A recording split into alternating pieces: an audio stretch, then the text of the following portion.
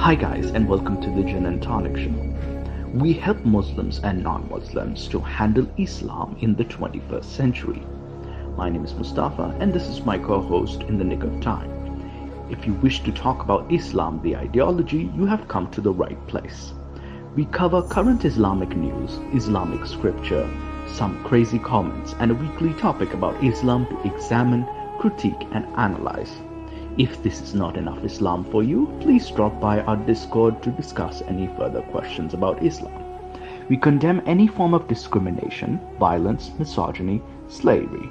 However, we do embrace free speech and criticism if it's factual and correct. Thank you for stopping by and enjoy the Gin and Tonic Show.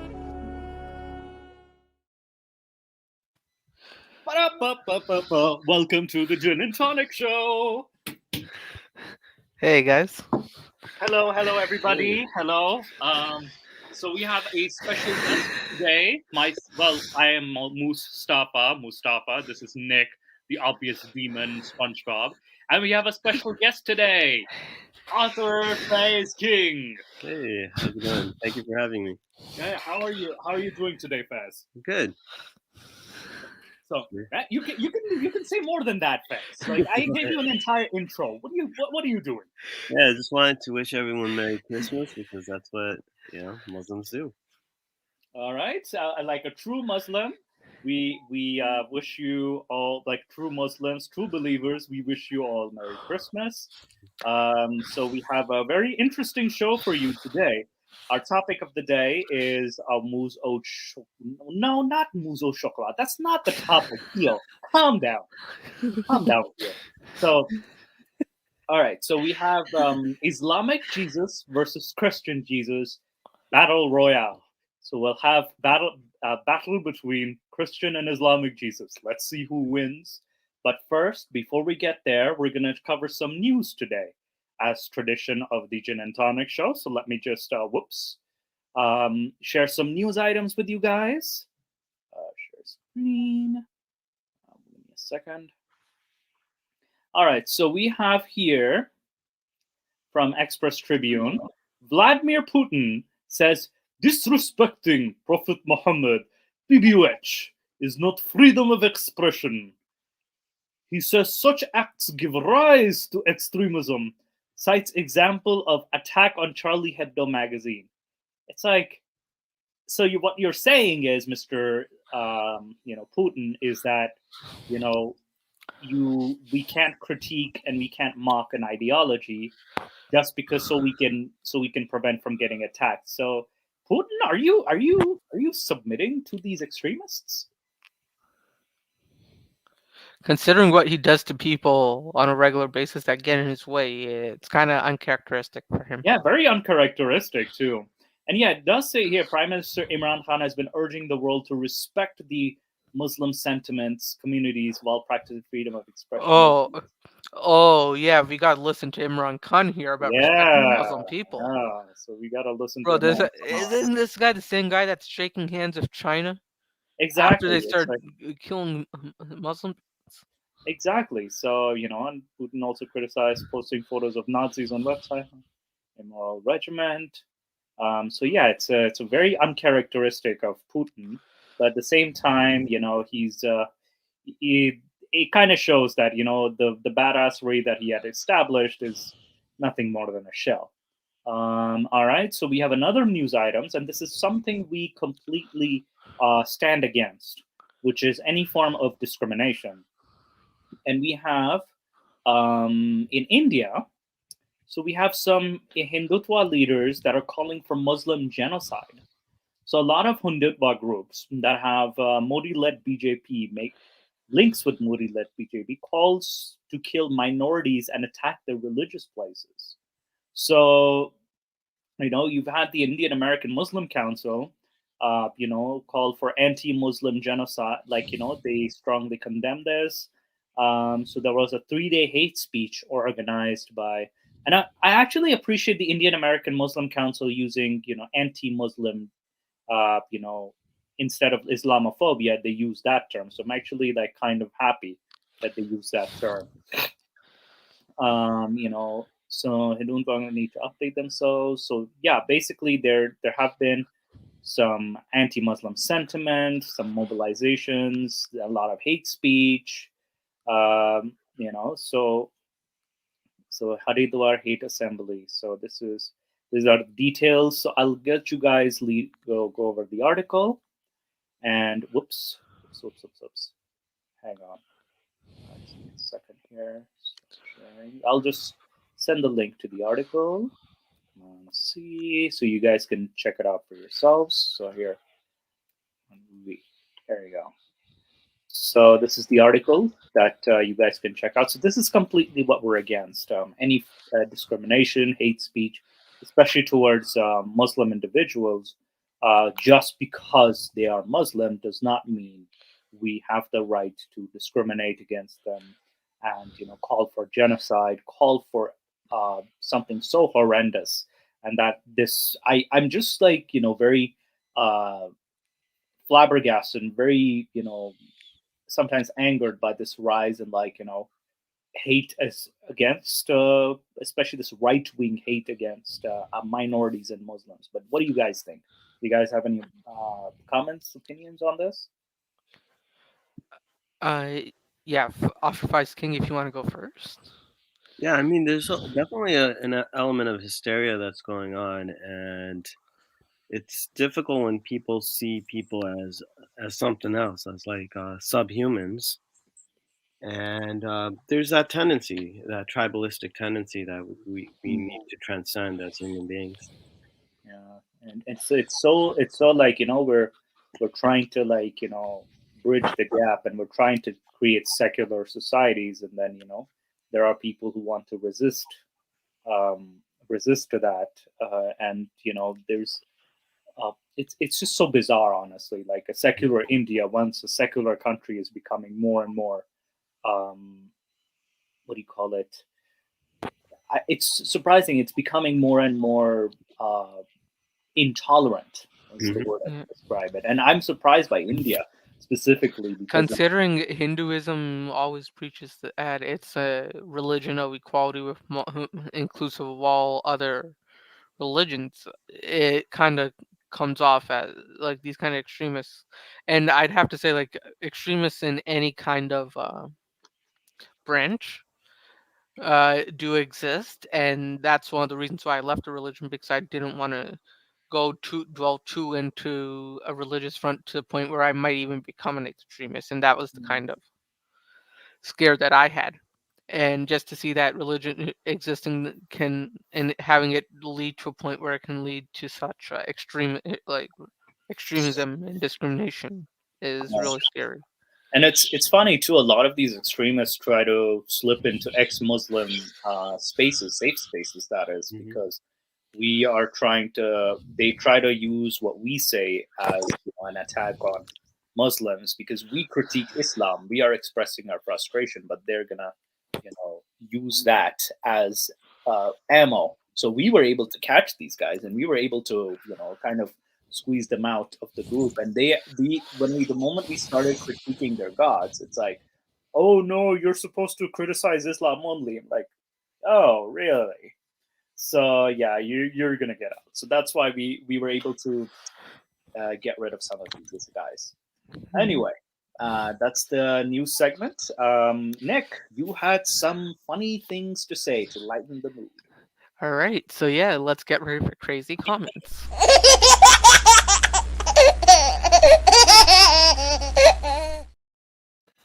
All right, so I got some memes here for Christmas. All right, so can you guys see my screen? We can't see it now. All right, let's just give my laptop a second to load here because it's quite hungover. Okay. If anything, I can share it from my end. You can send it to me from the private chat. For sure, yeah. And because StreamYard's using too much of my resources, Yeah. it's actually waiting to respond now. but I'll send it to you in WhatsApp, and if you Uh, want to share those memes. yeah. I can share. So yeah, send it to me on WhatsApp now, and Yeah. we can have a good laugh. For sure. And like these are particularly good ones as well, so people would enjoy them. Just sending now. All right. Come on, let's load.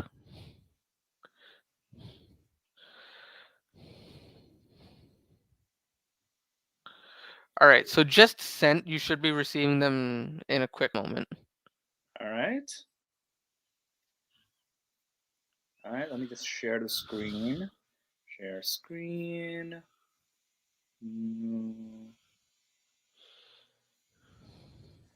But here's one. Here's the first greeting I'm gonna give you guys. So, Merry Christmas from Zakir Naik.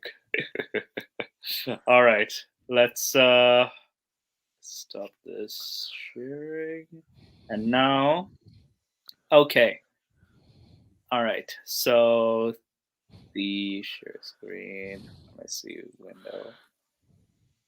All right, Nick sent these to me on WhatsApp, so we'll just look at some. So, can you see this? Yes. All right, wants to go clubbing. Everywhere is closed for his birthday. Oh man, poor guy. Poor Jesus. We're so sorry. We closed everything.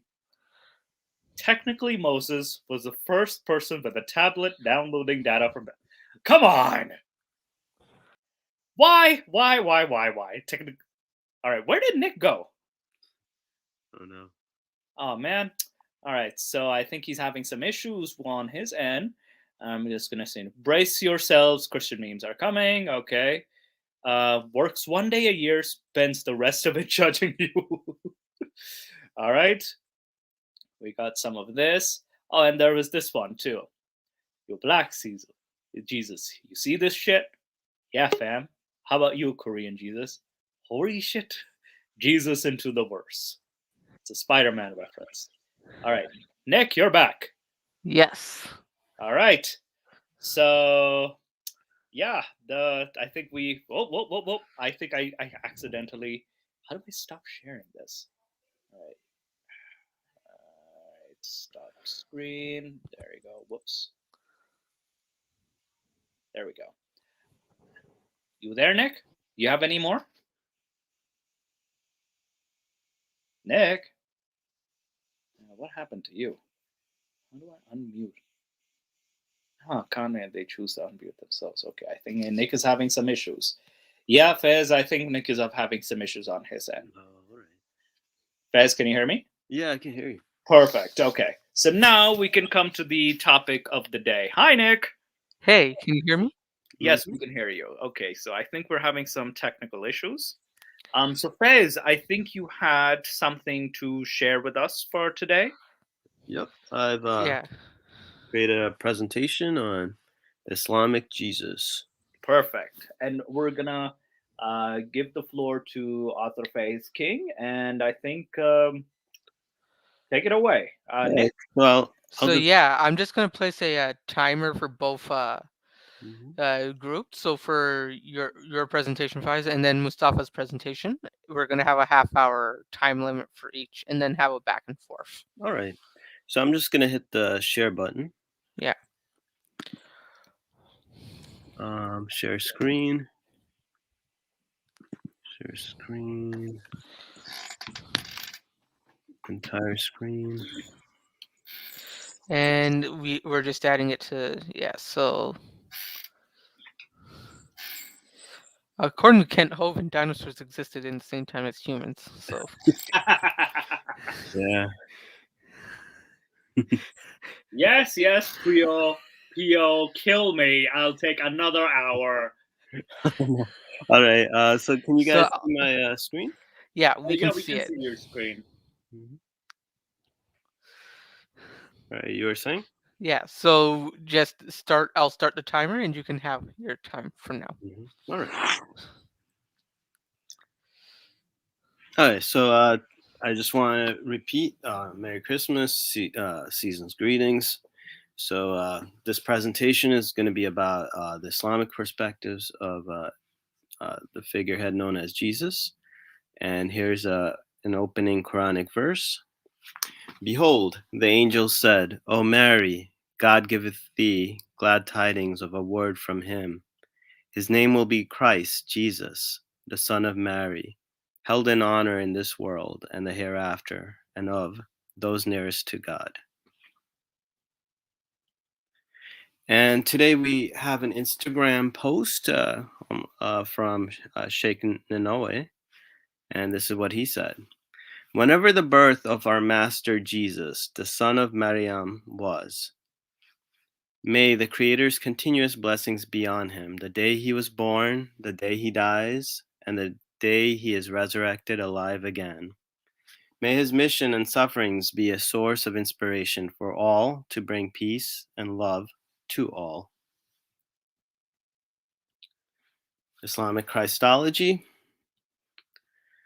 So basically the whole idea of Jesus, we can look into Jesus as more like an invitation to dialogue. There are currently two major world faiths that believe in the figurehead and sanctity of Christ, of the major religions. Obviously, there were religions that came after Islam that also absorbed the concept of Jesus. Christ serves as a bridge between worlds with the potential to unite half of humanity, which is the Christian and Muslim population. So what makes Jesus compelling? According to Stuart Mill, he's the founder of utilitarianism, the concept, and also the author of the book Utilitarianism. In the Golden Rule of Jesus of Nazareth, we read the complete spirit of the ethics of utility, to do as one would be done by, and to love one's neighbor as oneself, constitute the ideal perfection of utilitarian morality. So in terms of the principles of utilitarianism, Jesus would basically embody it. He is celebrated as a model of perfection, al-insan al-kamil, by Christians and Muslims alike. Jesus is also the product of parthenogenesis, or virgin birth. However, it couldn't have been the textbook equivalent of parthenogenesis because it produces same-sex gender offsprings, essentially female. So because of that, his birth would require a more complicated mechanism of action. That's assuming, his existence. It is also probable that Jesus was a genetic mirror image of the Virgin Mary, inheriting a perfect genome directly from his mother, but with the exception of nuances attributed to gender differences. Mishkat al-Masabi records Jesus and the prophetess Virgin Mary as the only two humans to have escaped sin.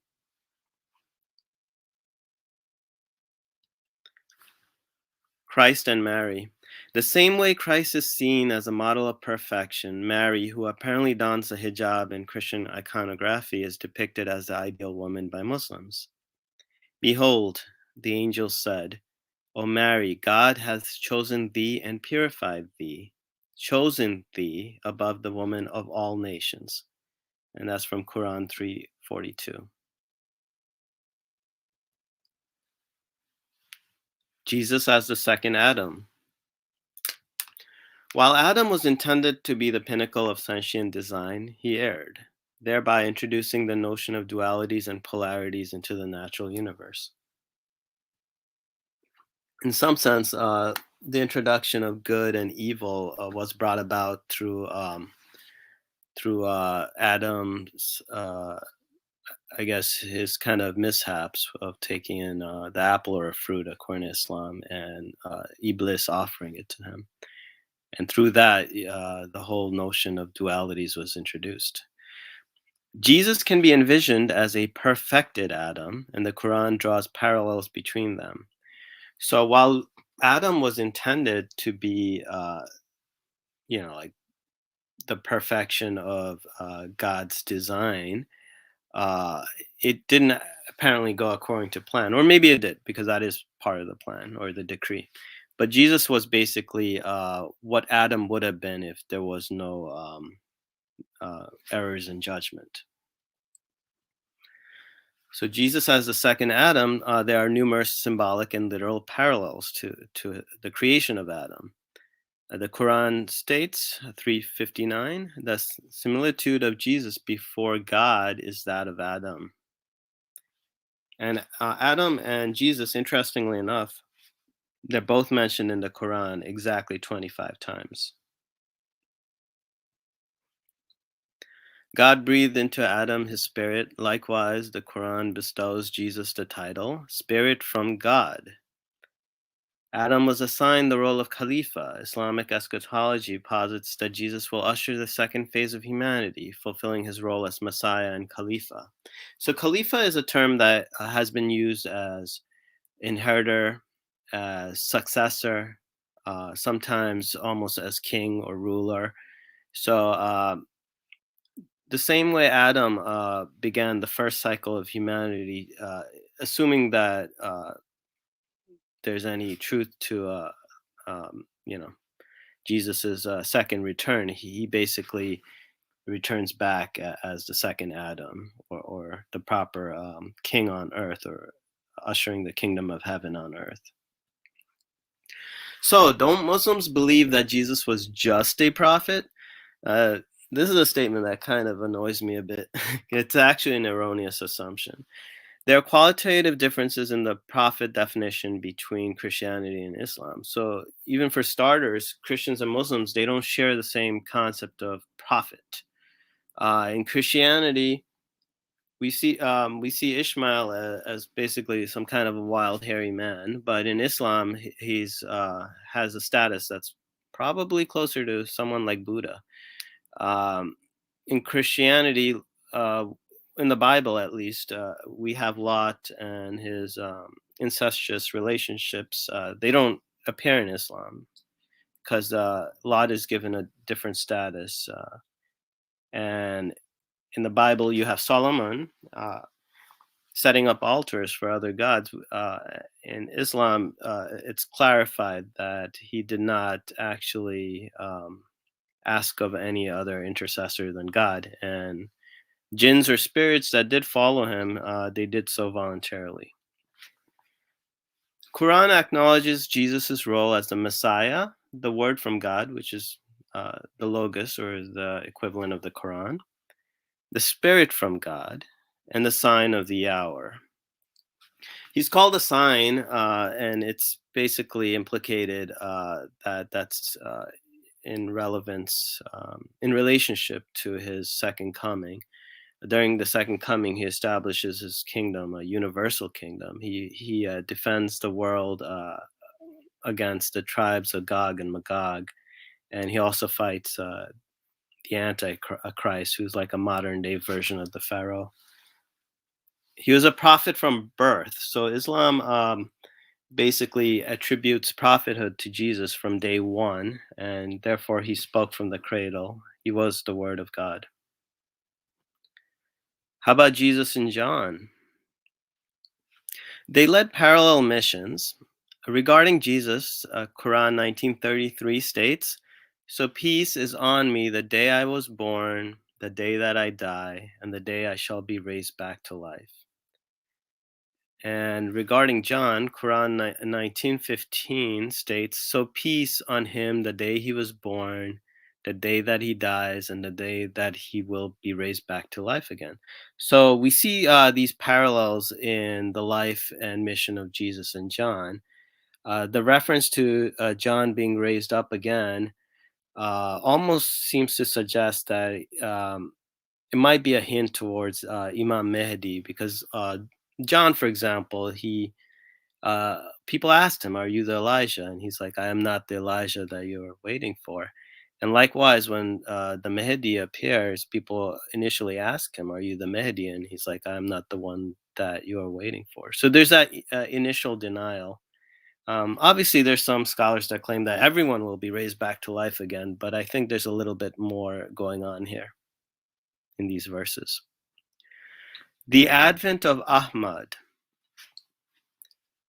I baptize you with water for repentance, but after me will come one more powerful than I, whose sandals I am not worthy to carry. He will baptize you with the Holy Spirit and with fire. This is from Matthew. And some Muslim scholars have suggested that John the Baptist is actually talking about Prophet Muhammad, because Jesus Christ was actually his contemporary. And this is someone that comes much later. That's the assumption here. And according to Quran 61:6, and remember, Jesus, the son of Mary, said, O children of Israel, I am the messenger of God sent to you, confirming the law which came before me, and give glad tidings of a messenger to come after me, whose name shall be Ahmad. But when he comes to them with clear signs, they said, this is evident sorcery. So Ahmad is basically the celestial name of Muhammad. And it's basically the scrambling of the letters of Adam and Ahmad. So Adam being the first of the prophets, Muhammad being the last of the prophets. So the beginning of the circle and the end of the circle, Adam and Ahmad. Crucifixion or crucifixion. This was a title that Ahmed Didat had for his books. The crucifixion in general was a debate that was found in Christendom long before Islam. There were so many different Christian groups that advocated different ideas or different theories relating to the crucifix. From the Muslim perspective, we have Ahmed Didat. He was a early Muslim missionary, and he proposed, not early Muslim missionary, I mean, he's relatively modern, but he proposed something called the swoon theory, where he basically kind of lived through the crucifixion. There's other scholars that claim that Jesus was a bit of a yogi, and he was known to kind of have these deep breathing practices. So somehow he escaped the crucifixion. The Gospel of Barnabas, the copies that we have today, at least, they're fabricated, and they propose that Judas was actually transformed into the image of Christ as punishment for betraying Christ. Some Muslim and Gnostic scholars suggest that Christ survived the crucifixion, that his mission extended towards all of the Israelites. So he was trying to gather the remaining Israelite tribes. So he traveled all the way to Tibet or Kashmir. And these are some ideas that exist in the Muslim and Christian literature. They're not mainstream by any means. And the idea was that he passed away at the age of 120.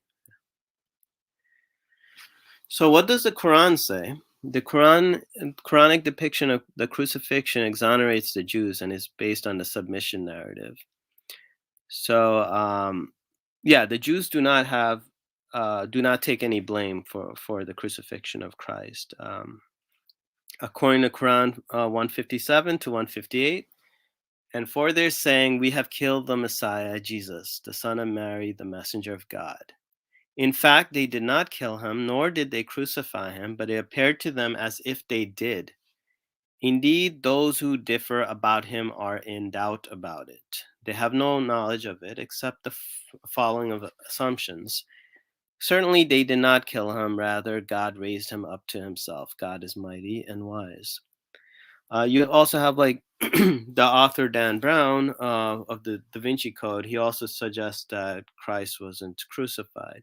What I meant by the submission narrative is that in Islam, all the prophets, all their themes revolve around the notion of submission. So you have Abraham being put into the fire, but eventually in the last second, the fire was turned cool and he was saved. Moses, in the very end, when there was no way out, God parted the waters for him and he was saved. Same thing with Muhammad, and him and Abu Bakr were in a cave, and they were protected by a spider web, and a dove laid an egg in the center. So they were saved in the last second. Similar to those themes, we have Jesus who, in the last second, when there was no way out, and he was rescued from the crucifixion. We don't have the details, but that's apparently what happened, according to the Quran. Walk on Water. These are excerpts by Hamza Yusuf for a book that was never actually produced. From the Ahmad collection of hadiths. This is not Ahmad as in Prophet Muhammad Ahmad. This is some other guy named Ahmad. According to Ahmad, Jesus was known to have said, "Virtuous action does not consist in doing good to someone who has done good to you. That is merely returning a favor. Virtuous action consists in doing good to those who have wronged you."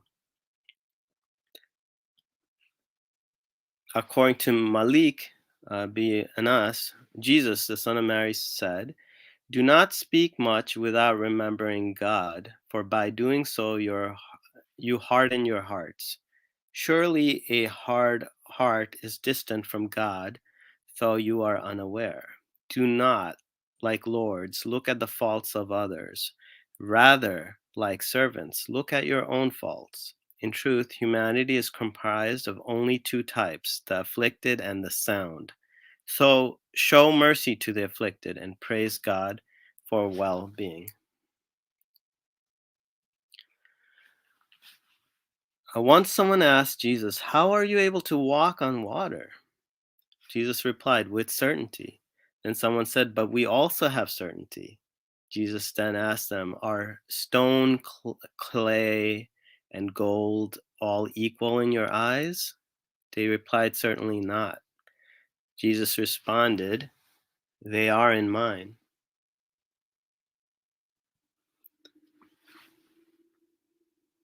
Once Jesus met Iblis. Iblis is basically Lucifer or Satan. And Iblis said, "Is it not true that only what has been decreed will happen?" Jesus replied, "That is true." Then Iblis said, "So throw yourself down from top of this mountain and let us see if you live or not." Jesus answered, "The servant does not test his master. Rather, it is the master who tests his servant." Some people once said to Jesus, "O Spirit of God, inform us about the nature of wealth."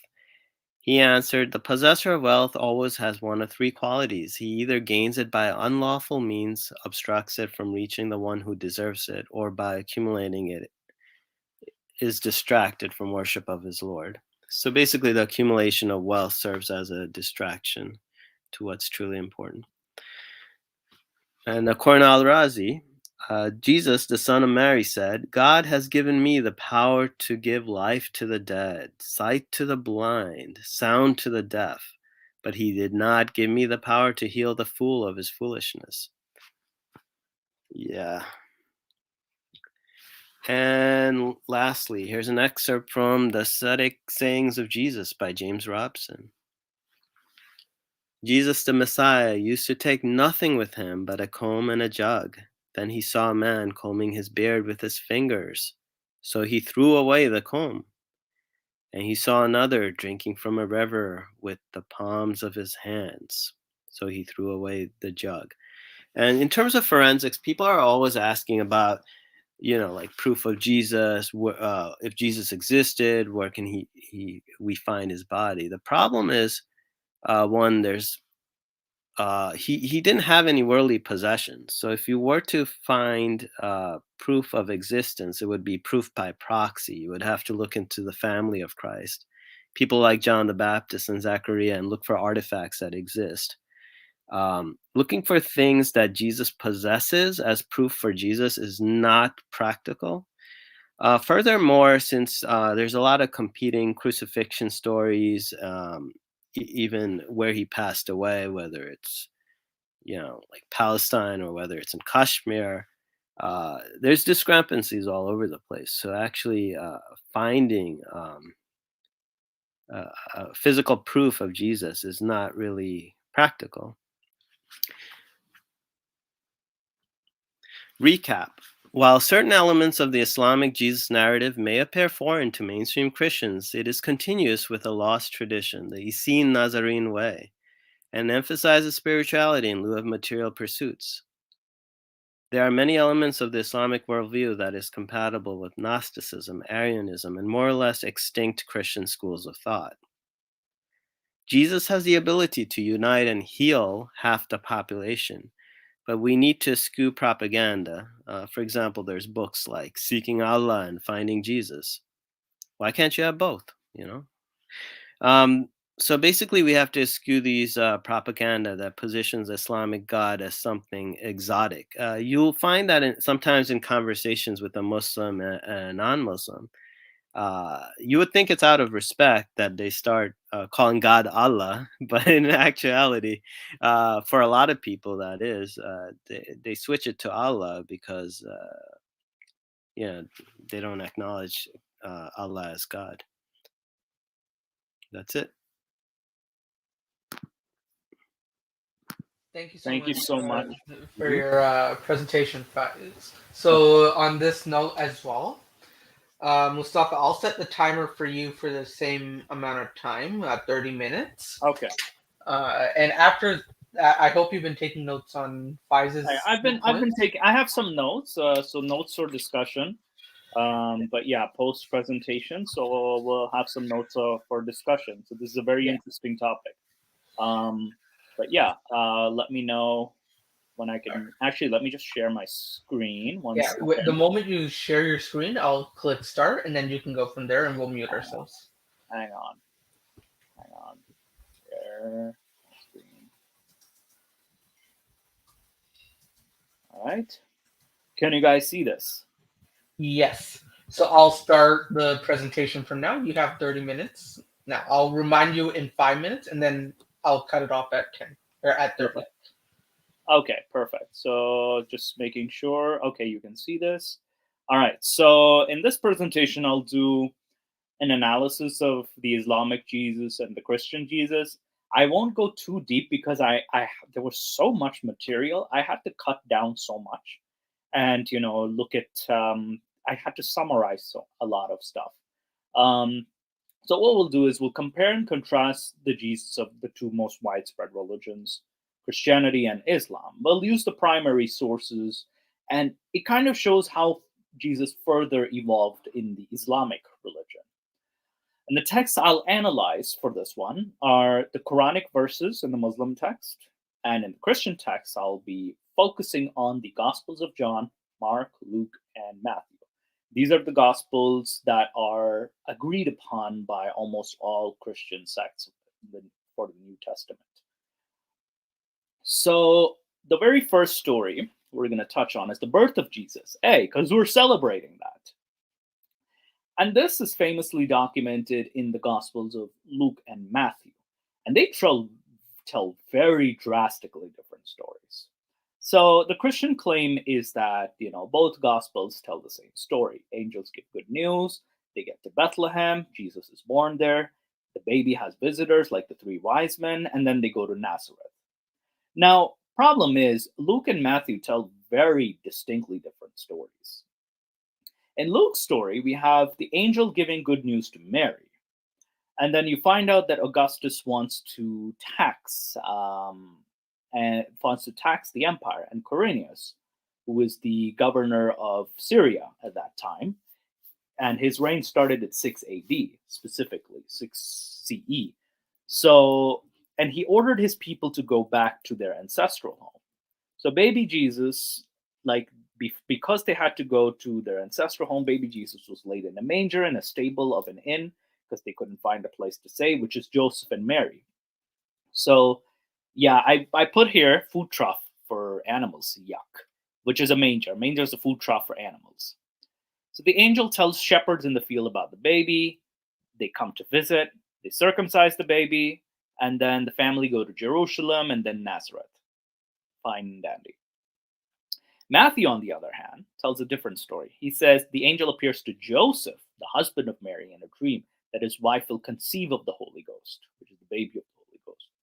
Jesus was born in Bethlehem in a house in the days of Herod. Herod was the king, and he died in 4 BCE. So in terms of dates, we already have 2 very vastly different accounts. One's where Quirinius is governor of Syria in 6 AD, and then in the days of Herod, which is 4 BCE. So this is like 10 years apart.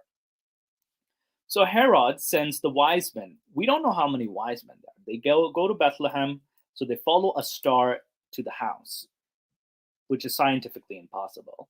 They see a baby, they worship him, and they present gifts. An angel comes to Joseph in a dream to tell him to flee to Egypt. So when he does, Herod gets mad and he orders the killing of all children 2 years or younger in Bethlehem. When Herod dies, the angel told Joseph to go to Israel. So Joseph goes to Nazareth to fulfill the so-called Nazarene prophecy. So this is what happened. So we have two very distinct, narratives. And notice that, you have, this is an exact copy of the Exodus story where you have Herod getting mad and he ordered the killing of children. So now we look at so we have very interesting, very contradictory stories in the Christian narrative. But let's look at the Islamic narrative. The Islamic narrative has no Joseph. So he's completely a non-existent character. So in the Quran, chapter 3, I'll go at chapter 3, 19 and 66. In chapter 3, Angel Gabriel goes to visit Mary. He gives news of Jesus. She says how it can be since she's never touched a man. So Gabriel says God can do anything. So this is where Jesus is born. And he also starts talking from a cradle. So he starts talking like an adult from the cradle. That's one of his miracles. In chapter 19, verse 19 to 26, same story. Gabriel goes to visit Mary to give news of Jesus being born. She says how it can be since she's never touched a man. Gabriel says God can do anything. So Mary leaves and travels to a far place to give birth. Now, also, interestingly enough, there's a story here where Mary's under a tree and she has to eat from under the tree, that provided sustenance, whether the fruit that fell from the tree provided sustenance. I couldn't find it, but that story was taken from the one of the infancy gospels. But anyway, I'm just going to state the Quranic narrative. In chapter 66, verse 12, the angel Gabriel comes and blows inside Mary's vagina. I kid you not, this is there. He blows inside her parts. Tafsir ibn Qasir says that he came in the form of man, and then he lifted up the skirt and he blew inside, and that's how she got pregnant. So yeah, it's a very bizarre. We just read 3 different bizarre stories of the birth of Jesus. That is. Now we're gonna touch upon the miracles of this Jesus character. So in the Gospel of Mark, which is the earliest gospel written, he casts out an unclean spirit. He cured Peter's mother-in-law's fever. He heals a leper. He cures a deaf and a mute man. And he opens the eyes of a blind man. Now you notice here, there's not a lot of miracles in Mark. And Mark is one of the earliest gospels written. And he's fairly reserved with these miracles. But this is the time when Jesus' story starts to crank up. That's where we go to Luke. Luke adds a few more miracles. He says Jesus helps fishermen catch a lot of fish. I've put on the references here to 5:1-11. He raised a widow's son from the dead, which is actually in the Quranic narrative as well. He cured a woman who was bleeding for 12 years. He cured a woman crippled by a spirit for 18 years. Then he cured a man's abnormal celiac. He cleansed 10 lepers.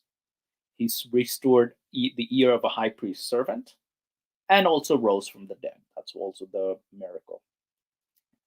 Now, in Matthew cranks it up a lot further. It gets more. So he heals a paralyzed servant. He calms a storm. He cures 2 demon-possessed men. He cures a paralyzed man. He raises a synagogue leader's daughter from the dead. He opened the eyes of 2 blind men. He loosened the tongue of a man who could not speak. And he restored a withered hand. He cures a demon-possessed man as well. At one time, he feeds 5,000 people in a village. Then he heals a woman from Canaan. And he feeds another 4,000 people in the next chapter. Then he cures another boy plagued by a demon. Then he opens the eyes of 2 blind men. And then out of anger, he loses he gets a fit, and he yells at a fig tree, and it starts to wither. Now we turn to the final gospel, John, in which, and this is, I've just summarized it, okay? I haven't, if I put the full text, this would have just taken a long time to cover. He turns water into wine. He cures a nobleman's son. He cures a disabled man at a pool called Bethesda. He opened the eyes of a man born blind. And he raised this specific character, Lazarus, from the dead. And he creates a second great haul of fishes, which just catches a lot of fishes at once. So we have a lot of miracles in Christianity. There's an entire list of miracles. Now we're going to look at the miracles of the Islamic miracles. So we have in the Islamic text, the Quran, chapter 2, verse 87 says Jesus was provided clear miracles. And I think author Faiz earlier pointed out earlier. So in chapter 3, verse 46, he spoke while he was in the cradle. One miracle I found interestingly different from the Christian narrative from the Gospels is that he fashions a bird out of clay and he brings it to life. Then he's healing the blind and the leper, which is in the same verse, 349. He's resurrecting the dead, and he knew what the people ate. And he also brings a table laden with food from heaven. So he brings an entire table full of food from heaven. There's not a lot of miracles, but there are the only commonalities we find is resurrecting the dead, healing the blind and the leper, and that those are the two common elements that we find. But the rest are a bit different. And then we go to the death and resurrection story. We all know that Jesus got nailed on a cross. He got crucified in the Christian narrative. But there are 4 different accounts, even in the New Testament, regarding the resurrection and the empty tomb. Mark in chapter 16, it's very early in the morning. Mary Magdalene, Mary the mother of James, and Salome, so these 3 women, see a stone door rolled away. Inside the tomb, there's a young man who's found in a white garment, and he told them that Jesus is alive, and go to tell this news to the disciples and Peter that he's in Galilee. But this story ends in a cliffhanger. So the women were afraid and they did not tell anyone. And that's where the story ends in chapter 16, verse 8 of the Gospel of Mark. And this is the earliest gospel. However, there are later manuscripts of said gospel that later writers add, where who Jesus appears to it. He seems a bit abrupt. And a lot of scholars admit that this was added by later authors to make up for the lost cliffhanger. So then we have the Gospel of Matthew. He's in the preceding chapter, we have like graves opening and then there's dead people coming out, aka zombies. I put the zombies in there. So some saints come back to life and, they're inside Jerusalem. At dawn in the first day of the week, Mary Magdalene, the other Mary, so only 2 women this time. Then an angel comes down and he rolls the stone away from the doorway. They ran away in great fear and told the disciples, and Jesus rises from the dead and he meets his 11 disciples. According to Luke, again, this is just a summary. I could have included all the details, but there's just so much. Mary Magdalene, Mary the mother of James, Joanna, and other women come to the tomb. They find the stone rolled away. They find an empty tomb, but there are 2 men with shiny garments that they find. And they left, and Jesus appeared to them and the disciples. And then in John, finally, we have Mary Magdalene. Only Mary Magdalene coming to the tomb. She finds the stone rolled away, goes inside and finds 2 angels, one where the head lay and one where the feet lay. Mary is weeping. When she turns around, she sees Jesus. And then Jesus then appears to his disciples. So that's, the summary of it. That is. However, Islam contradicts this narrative. It says in chapter 4, verses 156 to 159, that they rejected faith and they uttered against Mary a grave false charge. That they said, We killed Christ Jesus, the Son of Mary, the messenger of Allah. But they killed him not, nor crucified him, but so it was made to appear to them. And those who differ therein are full of doubts, with no certain knowledge, but only conjecture to follow, for of a surety they killed him not. Nay, Allah raised him up unto himself, and Allah is exalted in power, wise, and there is none of the people of the book but must believe in him before his death. And on the day of judgment, he will be a witness against them. So, yeah, and just in order to summarize, a quick analysis, we find that the gospel stories, they're contradicting each other. A lot of them, whether it's the birth, whether it's the resurrection, or in terms of the miracle status, it's very different. They're very different stories. But then Islam comes in, it contradicts the Christian stories completely. I do find small similarities, but Joseph is like completely non existent in the Islamic narrative. And then there are some different miracles. I know this Islam only sees Jesus as a messenger, whereas Jesus is seen as something more divine in the Christian faith. So yeah, I think that concludes my presentation. And yeah, this time I did not take forever, guys. You're giving me a hard time. So yeah, that's everything. All right. So I hope both of you guys wrote some things, but I actually have a quick question that I want to ask before we actually get into anything. Okay. I know that there is a lot of debate in the actual archaeological evidence for the physical manifestation of Jesus himself. Right. So if you look at it from an archaeological standpoint, Right. I think, guys, if you want to speak on this specifically as well, I don't think the Romans had any physical evidence that Jesus himself existed, nor can we find any current archaeological evidence of Jesus himself, like we can find for other historical figures like the Buddhas, Gautama Siddhartha, or other religious people. So what would you say is something for believers when the man who Christianity is based off of, we can't really find him? Well, the issue with Christ is, right, he's a person that kind of denounces the world and worldly possessions, right? So he's not attached to anything material. He did at some point, according to one narrative, he had like a jug in his hand and a comb. He saw a guy who was struggling to comb his hair, so he gave away his comb. And later he saw a guy who was thirsty, so he gave away his jug, right?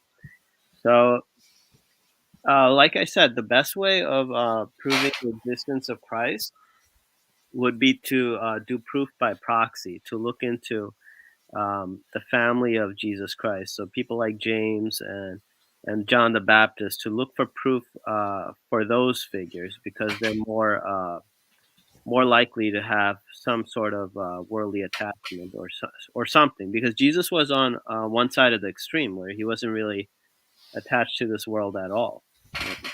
And another issue is, like what happened to him? Was he crucified? Is there a physical body left over? Did he ascend to the heavens bodily or in spirit only? Is he in a tomb in Kashmir like the Ahmadiyyas and certain other sects suggest? Like, where exactly is he, So because of these issues, I think, he's led a pretty mysterious life. Even if you look at the 4 canonical Gospels, what was he doing in his teenage years? You'd have to go into the Apocrypha and kind of find out that possibly he was traveling the world, going to places like Egypt. Maybe he was, he was the last messenger of the Israelites. So maybe part of his role was kind of bringing all the tribes together, all the missing links. As you know, Israel today, composed of 2 tribes of Israel. There's another 10 that's missing. So this is going to continue to be an issue, and one I suppose will likely have a strong faith element because it's like finding physical proof of Jesus. It's not going to be an easy task. For sure, yeah. And on that note, I just wanted to ask it Um, as something in the presentations itself, but at this point, I think it's Nick, best if Nick, you, Nick, Nick. Yeah, so I had something to add to that. yeah, What he, Path of Finest King said. Basically, so you asked about like historical evidence, right? yeah. Hmm. So, well, actually, I have an image right here. Hang on, let me just try to open this image of the dates that the books were written, right? Hmm. So, hang on, I'm trying to open this image. Man, these websites are so irritating. It kind of gives us a good idea of what where is this image? Why is this image not opening? All right. Um, Maybe, yeah, maybe you're getting too many ads for, Probably. yeah, Actually, let me just share the what do you call it? My screen, that is. Share screen. So we have it's a biblical website. So this is the biblical website, and this we're not making this up. So basically, this is from the horse's mouth. Hmm. So to speak. Can you guys see this? yes, Hmm. So okay, so we have approximately 30 or 33 resurrection of Jesus, right? 30 to 33 CE, that is. Hmm. And we have, however, we have Galatians, the first letters of Paul, closer to 50. So this is almost 20 years apart from the event, that is. And this is, Paul had never even met this person, the Yeah, Jesus. I'm not a fan of Paul at all. I Yeah. think he changed the narrative completely. But keep in mind, he precedes the Gospels Hmm. because we have Mark's Gospel Hmm. coming around here in this. Why didn't they put Mark's Gospel? Jesus, they probably forgot to put Mark's Gospel because they put Luke's because Mark preceded Luke, and Mark's Gospel is the oldest, around the 50s. Well, I'll just put a number on it, 55 or 50. 58, 62, we had Luke, then we had Acts, then we had Matthew around the same time in the 70s, and then John. Actually, I don't find this very accurate because this is there are some, what do you call it, contradictions with this because let's see, yeah, probably around 47, 48. Yeah, so yeah, so we have these gospels. They are 30 years, 30, 40 years apart. That is, how do I stop share screen? All right, so there are these gospels that they come years and years after, but not year. It's still it's still a decent source. I Hmm. find personally the gospels to find out who this character was. But at the same, and the only reliable gospel I can think of is Mark. But to be honest with you, Mark is the one that's the most vague of them all. And he's fairly, I showed in my presentation, he's relatively very, the author of Mark, that is very conservative, or very like, he doesn't go overboard with the miracles either. The miracles very healing. Let me show you my screen, that is, with Mark's miracles. Hmm. So, I mean, these four canonical gospels were likely curated to serve a purpose or a message. Like somewhere I read, like Luke was selected for ecclesiastical purposes to build the notion of a church. So they do have certain roles, and I feel like certain gospels that aren't mentioned, like Gospel of Thomas, might have some legitimacy as well. yeah, Thomas was excluded completely, and Mhm. what's funny is that All Thomas the, also came within the century as well too. yeah, all the So interesting stuff has been excluded. Like the books uh, of Enoch are super interesting, but generally excluded by most Christian denominations. yeah, because here, like I was telling you, right? So Mark casts out an unclean spirit, so there's demonic possession. He cures a fever. He heals a leper. He cures a deaf man and a mute man, and he opens the eyes of a blind man. And you know where that unclean spirit went, right? Yeah, It I was don't know. cast into the body of a pig. Oh, jeez, really? Oh man, oh Straight man. from the Gospels. Wow. Okay, so it's cast in the, and then the big. Is it in Mark though? Is it in the Gospel of Mark? I can't quite remember. It might have been. Yeah, because it's because I couldn't find it in Mark. It's pretty vague. Mhm. But you see Luke, and it suddenly starts increasing, right? These miracles. Mhm. Like you have fish, you have raising, and it gets more specific. Mhm. Abnormal swelling. But then Matthew goes like, so many people. But it's similar. The miracles, like stylistically, they follow. Stylistically, they're similar, but Yeah. you can kind of see that there's a trend that he's becoming sort of a legend, right? So Mhm. even whether this man existed or not, I would agree he's a legend. He was That, definitely a legend, and the fact yeah, that he moved around from one community and one geographical area to another, every place must have had their own version or of their the own. story, of Yeah, oral stories, yeah. So these yeah, were yeah. probably collections of oral Hmm. stories And they that were, might not be the same because yeah. he might appear differently in different cultures or different regions. You know. And this was within the first century too. So you can Hmm. imagine, people did not know how to read or write, and they told you these fantastical stories. So and again, Palestine, not a lot of people were educated at that time, save for officials, priests, Hmm. and whatnot. So a lot of these stories definitely carried on, and then they were put to paper. That is, Hmm. and even the resurrection story. That is, I told you this. Which this is like, it's very early in the morning. These three women go, and Hmm. then you know And this there's person. differences in the number of witnesses also. Yeah, so there's three witnesses here in this one. Then we have, what do you call it, Mary Magdalene, other Mary. So two here in Matthew. Then we have Mother of James and other women. So there's a bunch of other women too. Hmm. So it differs here, and then in John as well, just Mary and John. Hmm. So there are even the number of witnesses to the resurrection itself. Hmm. They don't agree, and also like they didn't even agree on. I didn't put this Hmm. in because it would have been a lot more details, but they weren't even agreeing on the time of day it was. Hmm. All four of them. I do feel like the Quran has a point there about the crucifixion and what actually happened.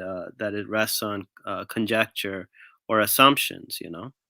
At the same time, I kind of implore the Quran. It doesn't exactly answer the question properly. It's Yeah, like, it doesn't answer the yeah, question. It leaves it's it like open. you're supposed to be this perfect book with all the answers, yet you also leave us with this cliffhanger. You could have had the opportunity Yeah, to it's definitely a clarify. cliffhanger. Yeah, because it is in itself a cliffhanger. It's the same thing with Mark.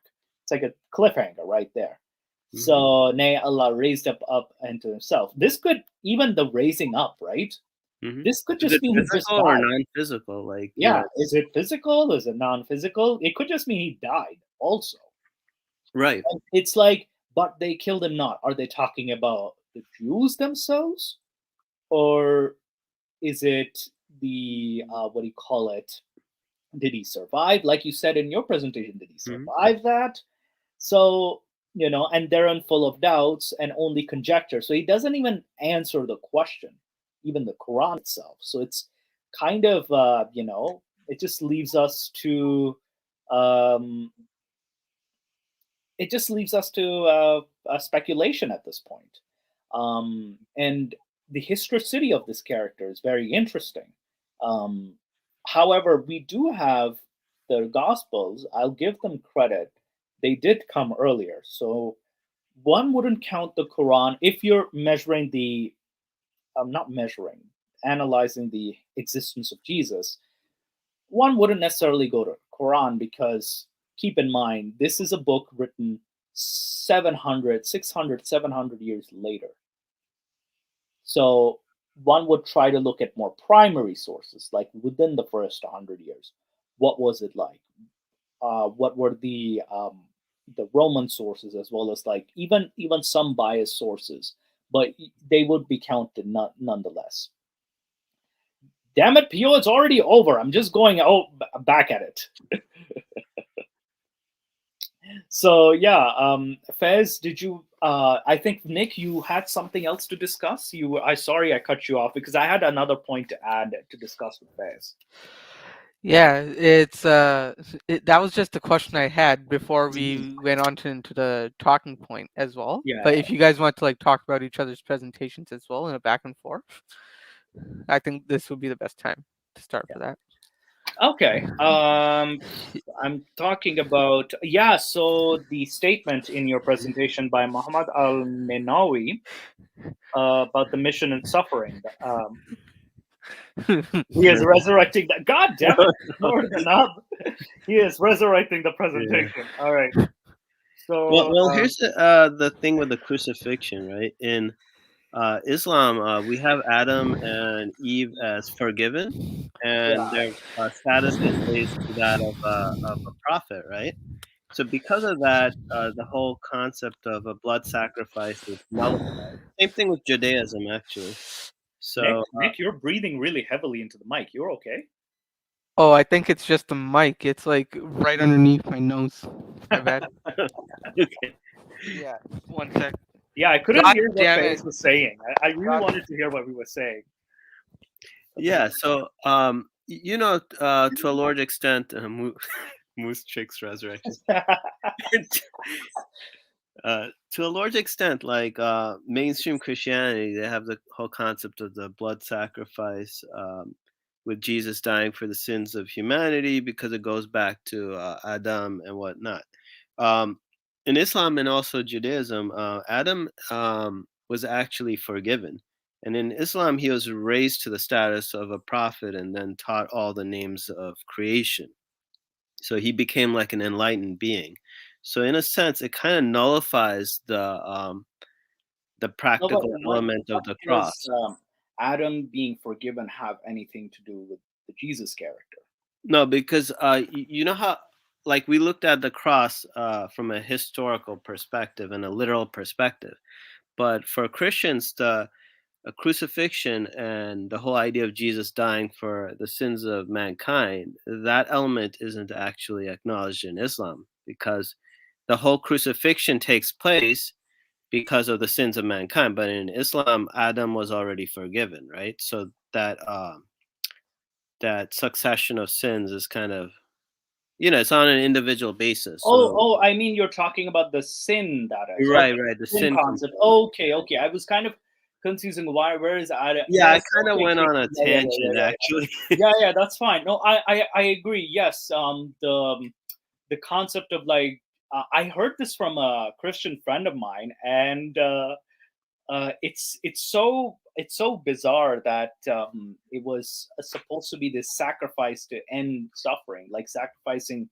myself to myself. It's like it's kind of weird. I find it odd intuitively, like like individual accountability makes more sense to me, like from a naturalistic or rational perspective. But let me just open up your presentation. I have something interesting. All right, here we go. So we have slideshow. We'll just do the slideshow. Hang on. Yeah, so he's like, whenever the author you just shared, the birth of Maryam. So I kind of like this creator's content to be on him. He was born the day he dies and the day he is resurrected alive again. So I'm like, is he acknowledging the crucifixion or is he acknowledging Jesus died? he's basically repeating the Quranic quote. Sorry to interrupt, but I'm plugged in my USB mic instead of the headphones one. Is it like better now, or else is it like still creeping? Like, can you guys still hear my nose? Oh, we can hear you. We can hear you. All right, yeah. No, it's just that the headphones, without even me knowing, the mic's like rolling back onto my face, and then instead of going closer to my lips and mouth, it's going up my nose without me even knowing.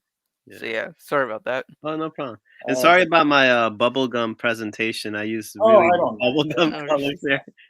Color, yeah. So yeah, this was another question that I had by Christians and Muslims alike. He's a product of parthenogenesis. So can you elaborate on that? Yeah, parthenogenesis is like a process or virgin birth that you find amongst a lot of different animals, whether it's like a hammerhead shark or like rabbits. Rabbits, it was more or less in a laboratory environment, but Yeah, but not in the natural world. No. a natural world happens more in reptiles. Reptiles, insects too. Um, can't quite remember. It happens in sharks. It happens in reptiles. Yeah. Komodo dragon. I think they recorded it. It is possible theoretically in mammals. Um, and the thing is, it's one of those things where it's like if it happened, um, it must have been statistically rare, right? Um, and I think Mishkat al-Masabi, that hadith collection, states something like there was only 4 humans from the beginning of time that had like a virgin birth.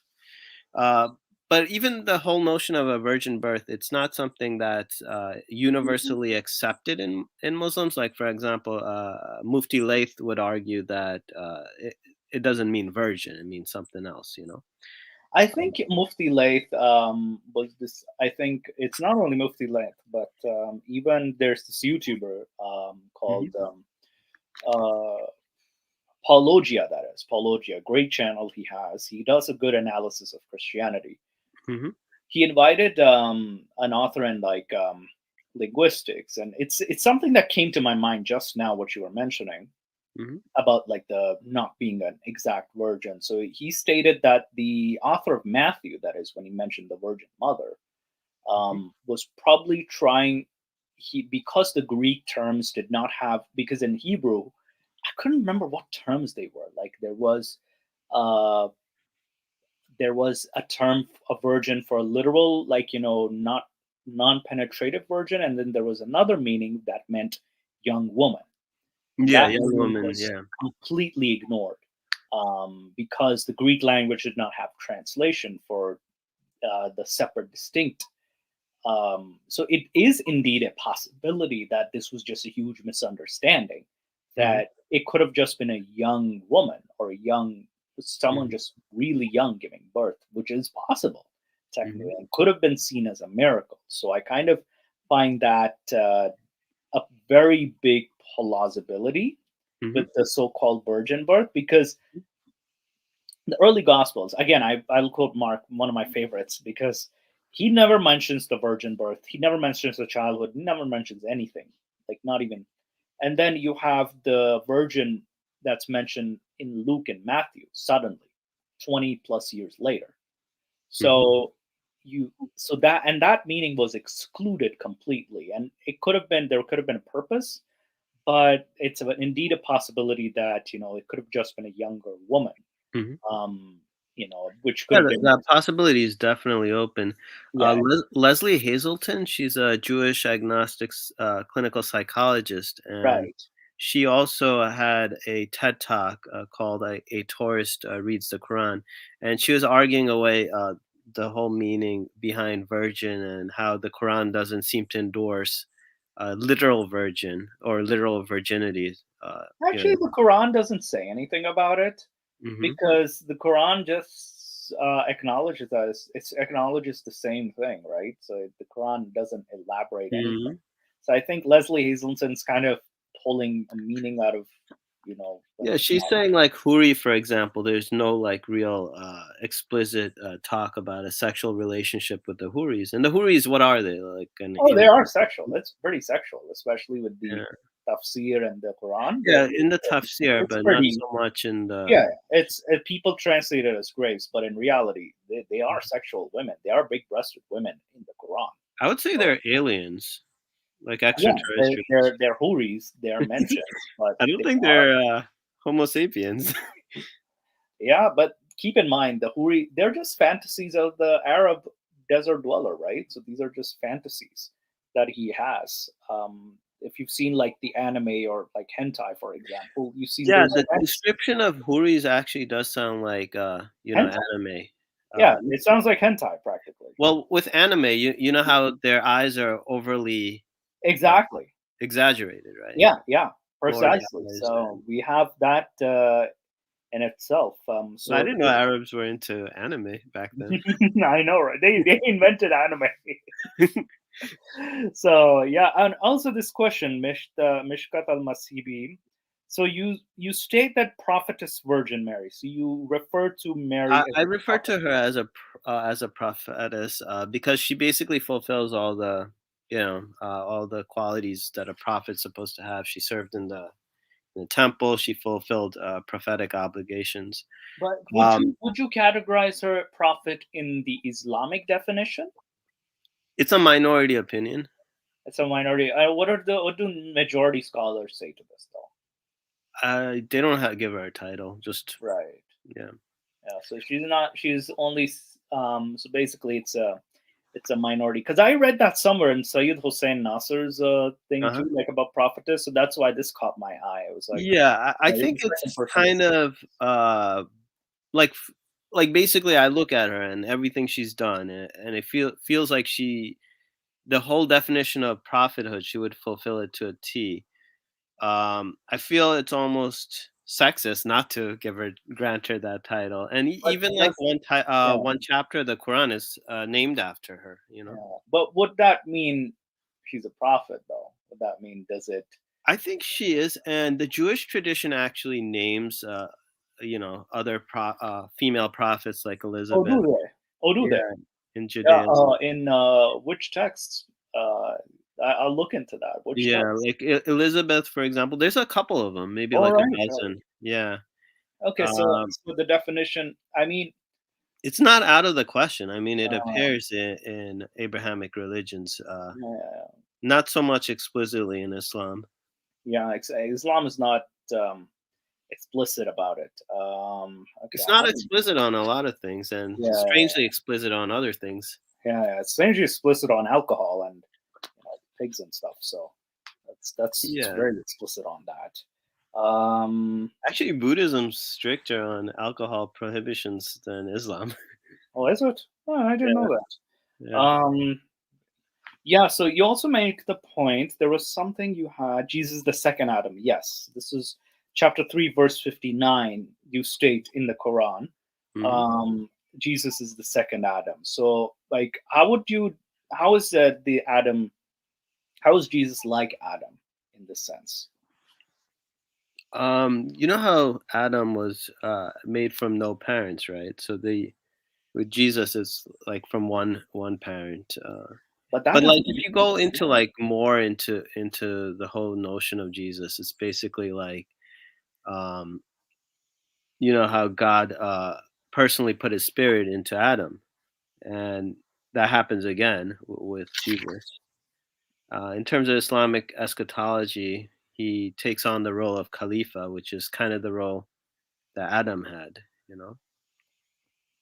I mean, it's a bit bizarre because there's hardly any similarities between them because one had miracles, the other didn't. There's not a lot.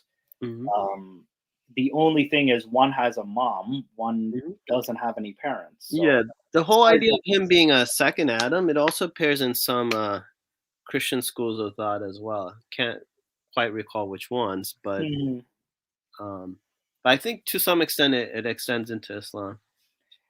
Yeah, but it's just it's not a very strong argument because second Adam because there's nothing similar about them. To his spirit, because yeah, so you said he bestows Jesus by Yeah, the the spirit spirit. of God, but yeah, but then spirit from God is different, and then he's breathing into the spirit. So these are two different things because Jesus was born from a vagina; he comes out of a cooch. But So so is everyone, right? exactly, so it's like Adam's kind of different. Adam kind of stands out in that weird Yeah, aspect. it's basically a reversal of gender. So it's Huh? Reversal of like who? Adam, like Eve came from Adam, right? And then Jesus you have coming from Mary. Um, It's a so bit it's a odd. uniparental almost. That's a bit But it's odd to look at Adam as no, no. Eve's parent.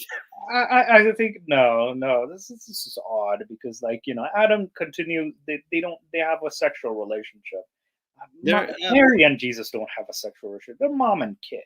I mean, with Adam and Eve, right? Like, well, in the Christian account, he comes from the ribs, right? And the ribs is Yeah, a in the Christian, but rich, in the Islamic account, is the same. Is it the same though?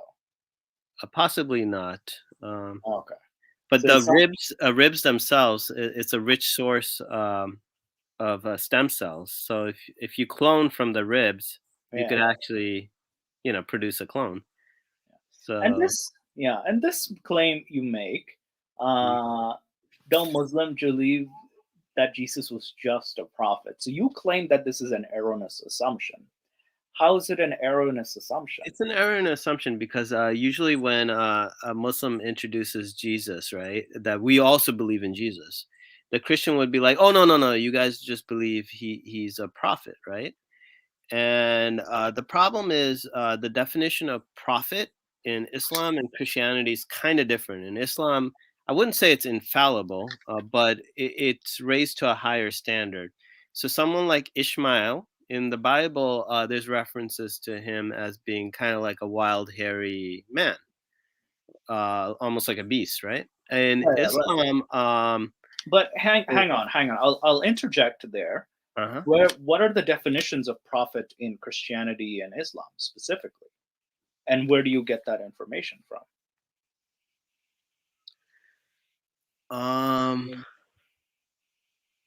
I think primarily from the text, like for example, Lot, right? Well, which text specifically? Like the biblical text, like Lot is regarded as a prophet in both religions, right? Hang on. So, what's the definition of a prophet in, let's just say, biblical text versus Islamic text? What's the difference? Maybe the word I meant was perspective rather than definition. Because Yeah, because you know how Lot is shown. that's just shifting the goalpost, because you stated that there are different definitions. How are they different, or how are they different perspectives? For example, Adam isn't even a prophet in the Bible, right? But he's a prophet in Islam. How so? He's not a prophet in the Bible. He's not considered a prophet. Is he not? He's not. But okay, Adam aside. But what about what do you call it? So how are they? So how does that make the definition different? Because that's we're just assuming. We're just Yeah, coming up. I probably should have worded it differently, but what I'm trying to say is like someone like Solomon, right? In the Bible, they have him praying to other gods, right? In Islam, in the Quran, they don't have that. They say like even the jinns that obey Solomon are doing it out of their own volition, right? So when Christians look at prophet, they might not have the assumption that it's like a very elevated station, right? But in Islam, it's like when we hear the word prophet, we have someone that's perfect or near perfect, as humanly perfect as possible, right? So that's one of the discrepancies. So when we call Jesus a prophet, it's not to be taken as a slight or to be an insult. It's actually considered a very elevated status. But aside from that, like, he is Nabi, he is Rasul, but he's also a word from God, a spirit from God, and the Messiah. And these are things that aren't always properly articulated to Christians. I can because I feel like the just a prophet thing. I feel like the argument you make for the different definition is it's a bit weak, because you can kind of embolden or strengthen your argument with Mhm. saying that he's also Messiah, for example. That He kind is, of and that's what I said in uh, the second yeah. paragraph. So I think, so the second paragraph, like the first one, kind of like it doesn't exactly. So Prophet it's would not be the prophet would be the least of his titles, right? yeah, Uh, because you already have the Messiah, so I think the right. Messiah thing could just improve the argument a bit more. But like the whole idea of infallibility or prophethood, like Yeah, between Sunnism and Shiism, there's a bit of a difference in terms of imam Yeah, yeah, and yeah, things yeah. like I that. think And Christianity has a different way of looking at it. But I don't want to go into definition because then I have to look at the textbook definition of of yeah, a yeah, prophet. no, no, And I know what you mean. it's, Yeah, so it definitely is an interesting thing we can look into, definition of a prophet. yeah. We did, Nick But and I, we Adam do is definitely not a prophet in Christianity, though. definitely not. This is something I want to look into if he's actually considered. But what about Judaism? Is he considered one? I don't think he is, but I have to double Yeah, check. we'll have to double check because because there's another topic we're doing. I think one of our planned topics is like comparing the prophets of Islam, Christianity, and Judaism, right? So that's one of our future Hmm. topics. Yeah, Something so we this could would dive definitely be deeper. a good area to Yeah, yeah, explore. something to look into. That is. Hmm. Um, Also, I think there was another question. I have my notes in front of me. Okay, yeah, hang on. So whoops. Let me just. Where is the presentation? There you are. Okay, so you have.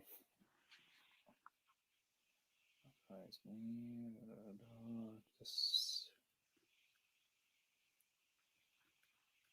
Yeah, so you stated that there was the swoon theory, that is, right? This one, The yeah, swoon theory. that he was kind of like went into a different altered state, right? Right. Okay. So this is about the crucifixion, right? Yeah. So So even amongst Muslims, you'll have some people that actually believe in a physical crucifixion, and some that mm, believe in something more metaphysical. right. Even though the Quran denies the crucifixion completely, Hmm. um, but you have People like discussion. Ahmed Deedat who Yeah, believes yeah. in it. Yeah. So do you have a voice of dissent within the Islamic community itself? Yeah. Correct. So which is interesting actually, which is very interesting. I'm guessing because um, and you stated that there was a debate in Christendom long before Islam. Do you Yeah, have any mostly through specific examples? Gnostic sources. You know. Okay, yeah, yeah, not yeah, okay.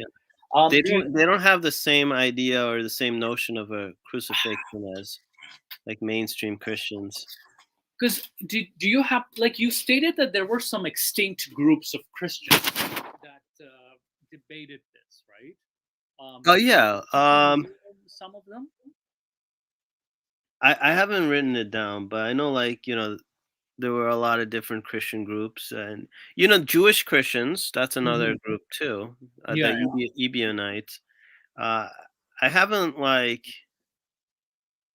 I can't pinpoint exactly what the discrepancies is because a lot of the Christian groups they also have differences into the nature of Jesus, whether he's Yeah, yeah, part yeah. God or part man or you Yeah, know. there was I think in the Ghassanid kingdom, I can't Uh-huh. recall. There's a different kind of Christianity also practiced in the Ghassanid kingdom during the 6th and 7th centuries. Hmm. It was a vassal state of the Romans. It Hmm. was an Arab kingdom too, and was the same. It was very close to Medina. That is, it's very Hmm. close.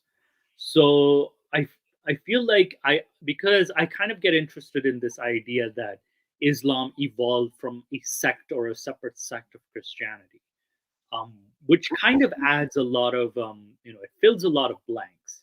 I mean, if we look at Muslims as a type of Christian, Mhm. it wouldn't be entirely wrong, you know? Exactly. Yeah, exactly. Because there Uh, are many similarities in many of the texts that Islam even uses, borrows heavily from Christian literature. right. And So, Muhammad also said, like after him, to follow Jesus, according to some narrations. mhm. And there's So, more mentions of Jesus, like you said, 25 mhm, times in the Quran. But compare that to Muhammad, he's only mentioned four times 4 times, directly, yeah. and Jesus is mentioned more times. That is. Hmm. So this is Stops and I were Ivan talking about this, and it's a very interesting thing to look into. Um, how Christianity itself influenced the rise of Islam, or what Christian groups could have possibly contributed to the creation or the birth of Islam as a separate ideology altogether. So it's and yeah, you mentioned the Gnostic. I was even looking into like the ideas of Gnosticism as well. Right. So, But the thing is, when people actually look at Islam, they look at it as like in contrast to Christianity. It's like almost like uh, like they're diametrically opposed. But that's not exactly true because Islam does continue a lost tradition. Like it might not be mainstream Christianity, but these I mean, ideas. for me, Islam seems like Islam and Christianity seems like comparing DC Universe to Marvel Universe. Right. They've borrowed from each other heavily over the years, so, and there's many similarities. So, I yeah, mean, I it's obviously have a different take on the borrowing because I come from that perennial philosopher perspective. But I see what you're saying, right? yeah, like it's there's I think a lot of teachings, like especially the concept of hell, for example, did not exist in the Jewish tradition, Right. but It wasn't really yeah, so there. and then it became into Christian tradition, and then Islam kind of took that idea and ran with it further. That is with the Quran, like it became more explicit. Um, whereas you had church fathers initially coming up with that idea. And Satan Um, was introduced in Zoroastrianism, but that I yeah, guess that's a different there topic was altogether. and there Zoroastrianism seems to play an influence as well into what do you call it, Islam, and I think Hmm. to an extent Christianity. Right. But it has It a large dharmic component too, which makes it really, kind of most did curious. not borrow Christianity. Islam is Christianity 2.0. Yeah, I can definitely agree to that. I had more questions. Um, I mean, one way of looking at it, right? yeah. If Islam continues to be a successful world religion, it's actually preserving Christianity and bringing it to It another does stand generation. directly opposed to it because, in many aspects, like we discussed in the jizya, as well as discrimination, right? It does discriminate against Christians, so it does, you know, it does stand as like also as an opposing figure within its text too. Mhm. So if anything, it's not exactly. It's a bit of a double-edged sword because one way you can say, oh, it's preserving Christianity, but in other words, you can say it's also destroying it at the same time. So it does stand opposed to it. Um, yeah. On that, you mentioned the Gospel of Barnabas. Right. Did you mention it in your presentation? Yeah. I like how my PowerPoint is revealing some gardening in the back. Gardening. Yeah. What is up with that? Yeah. Where did you mention Barnabas? Yeah. Yeah, I've briefly mentioned the Gospel of Barnabas. So right Yeah. now, there's a couple different translations of Gospel of Barnabas. I think the most recent one was like Turkish or something. They're generally believed to be fabricated because there's like a lot of anachronisms in it, like something like the 50-year versus the 100-year jubilee, and things like Muhammad Well, being but, called but, the but, but Messiah hang when on, he hang on, wasn't. hang on. You have a lot of Muslims actually believe this. Um, the similar story where Judas was the one who got crucified instead of Jesus. Correct. What would you say to that? Uh, unless they could find another independent gospel that alludes to that, I don't think it's a good idea to base their beliefs on Gospel of Barnabas, because Gospel of Barnabas contradicts Christianity and it contradicts Islam. So I'm not really sure what the motive was in creating that book. It calls Muhammad the Messiah, which even Muhammad himself doesn't call himself the Messiah, right? um, When was this authored, Gospel of Barnabas? That's a trick question because if you look into like the list of banned books, Gospel of Barnabas was mentioned, and that actually predated the Gospel of Barnabas that we have now. And what we have now may not have been the original Gospel of Barnabas. There might have been another independent book called Gospel of Barnabas, which might have been something else. And it's you do mention a point where you have something about. I did write a note saying Muslims and Christians do blame uh, Jews for the for what Jesus went through in one way or the other. Um, I don't know if very that much. would make sense because Jesus himself was Jewish and Right, his right. family's Jewish. But And at the same time, we have a heavy anti-Semitism. right, The I Islamic do. community as well as the We, Christian we do, but I think community. those are more like politically motivated rather than So But that's. wouldn't you say that they blame the Jews for deceiving Christ? I mean, the Christians at some point there was a narrative like that the Jews were seen as Christ killers, but Hmm. I don't think it actually makes sense because what was Christ himself? Christ was a Jew, right? So was Mary. So was the entire group of prophets, Zechariah, John the Baptist. Well, John the Baptist was a little bit different because he might have inspired Sabianism, but Speaking of John, you state that John is also raised up, like in one of your sources. That is, John was yeah, that's raised the up. thing that I find very peculiar because the same dialogue that you see for Jesus, that he's going to be raised up again, appears for John the Baptist. So it's a very similar parallel line of statements. So I have a feeling that's probably alluding to Imam Mehdi because Imam Mehdi But also how plays.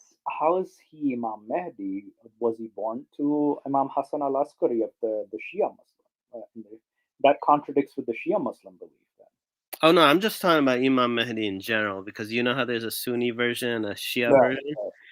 So what generally happens is that prophets, when they're on a mission, they come in pairs. So you have Jesus and John the Baptist, you have Moses and Aaron, and you have Muhammad and Ali, right? So with the second coming of Jesus, you also have Jesus and the Mehdi, right? So Mehdi is basically the symbolic placeholder for John the Baptist. But where do you get this assumption from? No, these are all just philosophical lines of thoughts. Like, But these are philosophical. So Yeah, how did you get and that? Pio wants to jump into this convo as well from a Sure. Yeah, Jewish yeah. Pio's perspective, so welcome I'll to. invite him in. Yeah, yeah, yeah, yeah. Um, yeah, that would be great. Yeah. but yeah, Pio, you got to promise that you have less than 4 beers in you before you come on. Yeah. Oh man. But yeah, so I'm just gonna invite Pio on here, All and right. hopefully he can give his perspective. Pio, Okay. I'll be sending it in the Discord via private chat. All right. And yeah, like I really like the conversation that we're having so far. I think this is a new for the show at least. Mm-hmm. Yeah. No, it's definitely interesting. I just had more notes. Do you have any questions while Pio gets on? About what? Fez, Nick, do you have any questions For me, regarding? no. I have no questions. I do like that one narration that you mentioned where he got pissed off at the fig tree. I thought that Yes, yes, that was. I found that interesting story. right. Yeah, Open. He does come across as angry sometimes in some Yeah, of the apocrypha and yeah. He did. yeah. I think. Pio, I sent you a link, so please do join in.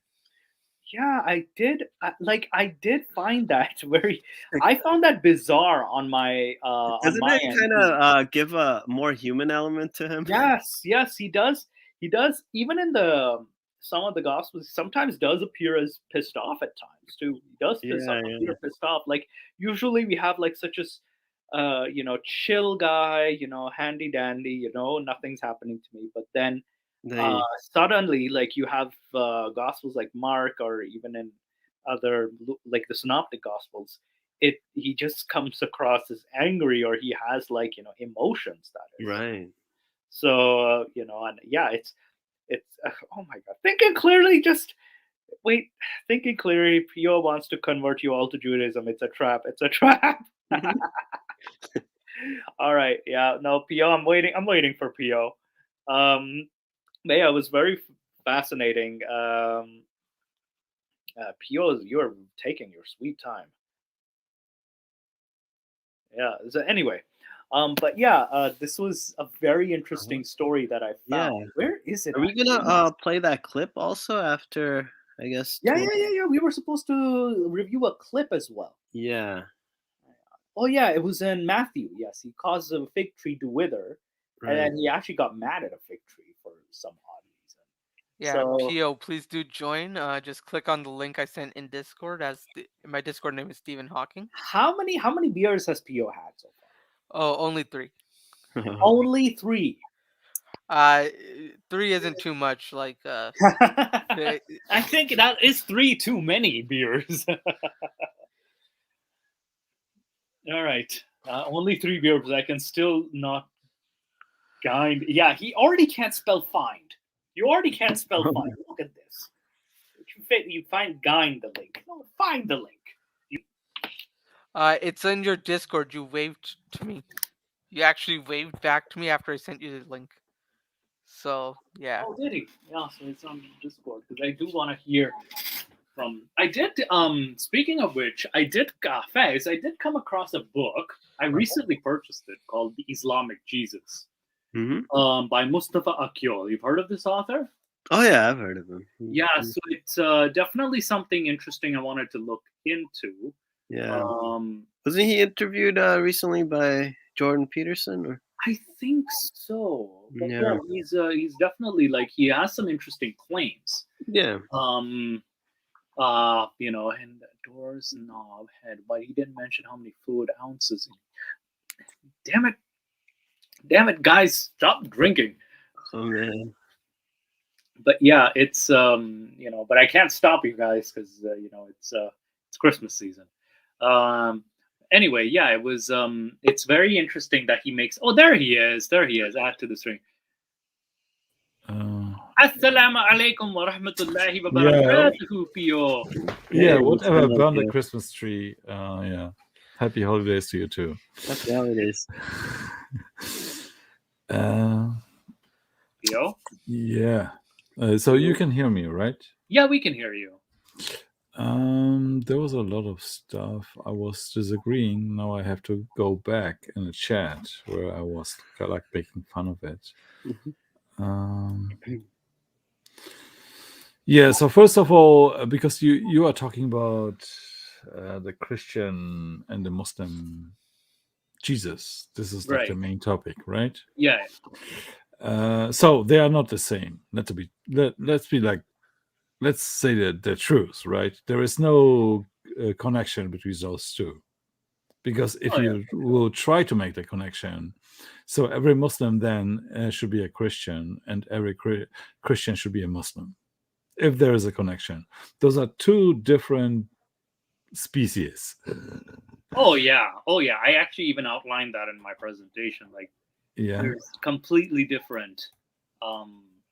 And there is no agreement about that. Even if some Muslims are trying to say, yeah, but we are the one who are believing in Jesus. No, they are not. If they do believe in Jesus according to Christianity, there will be all Christians and all the same, like vice versa, right? And we know, according to the Old Testament, they are both wrong. Okay. Wait. Can you repeat that? I couldn't hear you. According to the Old Testament, they are both wrong. Okay. Yes. Okay, so according to the Old Testament, preceding. So according to Judaism, first of all, it rejects Christianity because it says the Messiah will be a usual guy like me and you, not the Son of God. So, Jesus Christ is out of the window. And it also, in the same sense, it says the Messiah will just bring the kingdom of God on earth, which that's an interesting point, because I don't believe Jesus in his first coming actually fulfilled the role as Messiah. I believe it's only in his second coming that he you are now the born again Christian arguing, and like you are the Jesse Lee Peterson of our conversation, right? Yeah, that's all bullshit. Because the role of the Messiah is just to blaze the shofar, and 5 minutes later, God arrives on the earth. Everybody acknowledge the one and only God. Didn't happen. So both of those messiahs, Jesus and Muhammad, or the Muslim Jesus, are not messiahs. Okay, yeah. Okay. The Muslims do not say that that Muhammad was a messiah. Yeah. But yeah, even though they both are wrong, because Judaism doesn't believe in Christianity, doesn't believe in Jesus, and Islam believes in Jesus, so they are both wrong. Nothing of those will happen. Here's what I wanted to ask you, Pio. Yeah. What is the definition of a prophet in Judaism? Oh, this is a very simple thing. Yeah. A prophet can be everyone who believes in God and who talks on behalf of God. Meaning, Mustafa can be a prophet of God, Arthur False King can be a prophet of God, and Pio can be also a prophet of God if he will speak on behalf of a God. So we are all prophets. So we are now 3 prophets, 3 kings going towards Jerusalem and waiting for the Messiah. Interesting. That's a very broad definition of a prophet. Yes, but this is exactly the definition. Prophet can be anyone who is talking on behalf of God. And where's this definition from in the Jewish text, or at least in the Jewish? Now you have to make me work.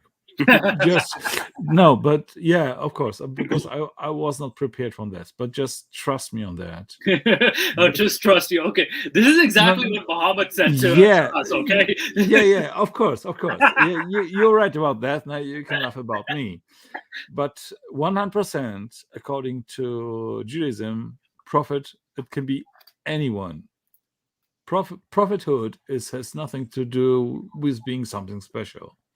It's just everyone who is talking on behalf of God can be a prophet.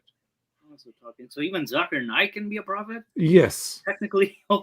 Technically, even Zakir Naik can be a prophet. Oh my goodness. But it has no significance because everybody can be a prophet according to Judaism. Well, what does makes the biblical prophet so special? No. That's the wrong thing. It's nothing special. All the people which are mentioned in Judaism as prophets, they are just mentioned because they were talking on behalf of God. That's why they are prophets. But there is nothing special about them. The special thing is about the Messiah. Right. This is a different thing to Christianity and Islam, right? Now both definitions are different, right? That makes another weird wrench and twist into the story. But what about? I know I'll give you a specific example. What about Moses in Exodus, though? Wasn't he something special? No, he was a prophet, right? He was like. The difference was between like Muhammad and whomever. He was able to talk directly to God, right? Oh, there was something special, right? But of course, we know he was a mythical figure. But no, he was the one. So his special role was to, according to the Old Testament, of course. He brought the Jews out of Egypt, but in fact, he trusted the wrong God because he was not allowed to enter the Holy Land, right? Because God said, "Yeah, you lead our people 40 years through the desert, but now you are not allowed to go in." Wait. So he ended up trusting the wrong God? In fact, he not trusting the wrong God, but he thought he will enter the Holy Land. But in fact, he was not allowed to go there. Yeah, that was the weird twist. It's like he's not allowed to go there. Yeah. What the heck was that? So, Yeah, he was just, he was working for somebody, and this somebody was abusing him. yeah, like a really, really messed up boss he has. Yeah, so this is like to working for the Jewish God, right? Yeah, no, and I think in the Jewish, like, you showed me the text too. Like the Jewish gods have always evolved, and like they. I'm guessing you were telling me the difference between Yahweh and Elohim. Yes. So you can briefly elaborate on that here too. Yeah. So we have empirical evidence that the Jews never was in Egypt like slaves, and they were conquered by the Egyptians, or at least the Egyptians are mentioning Israel long time before the Israel existed, according to the Bible, right? According to history, Israel existed already. It was a small village of stinking people, which were mentioned in of some pharaohs who conquered the land, right? And the Jews himself are just a sect of a Canaanite belief, because they have already the same gods, at least Yahweh and Baal and Asherah and El and all this stuff. So according to scriptures which were found in 1995 in the Ugaritic texts, and it's a city a little bit north above Israel.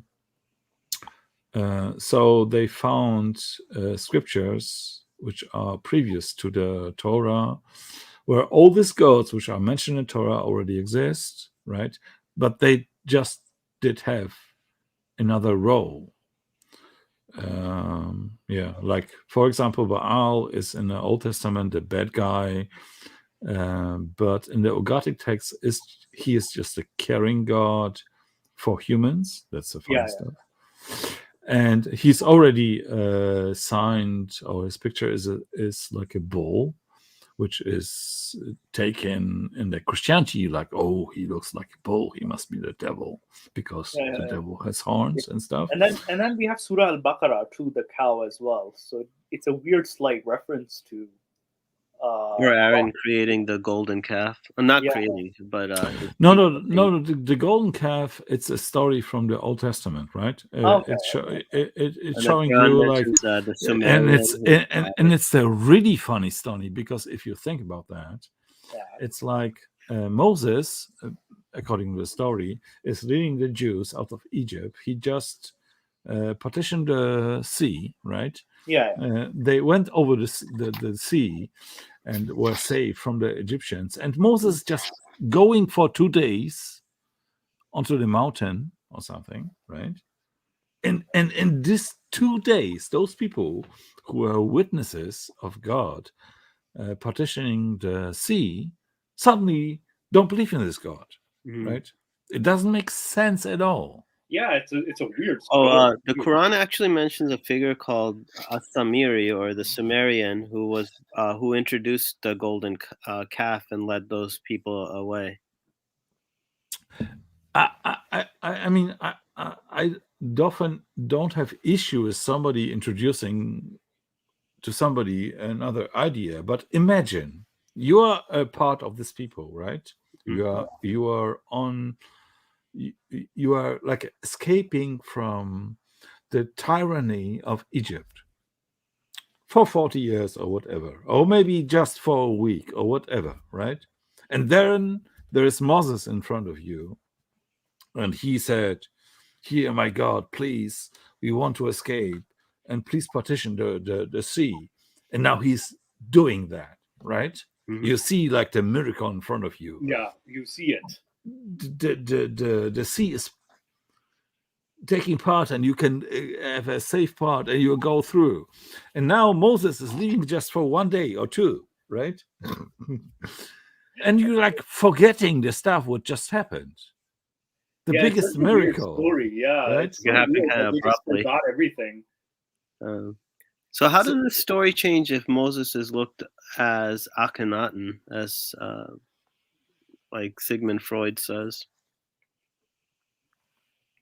Wait, what? Well, yeah, you have to elaborate. I didn't understand it either. Can you like? Can you Oh, elaborate? like Sigmund Freud Mhm. claims He that was the sex guy, right? Yeah, he's the guy with yeah. the obsessed with moms and sex. Yeah.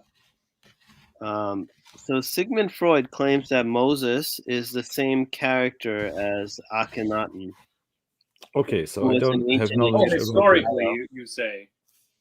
Yeah, he was like the 10th ruler of the 18th dynasty. So he was basically a pharaoh of some sort, but he was a monotheistic pharaoh who believed in Like, one keep in god mind, or Moses Satan. has no similarity to this pharaoh whatsoever, even if we look at it side by side, because one's an Egyptian, one's not an Egyptian.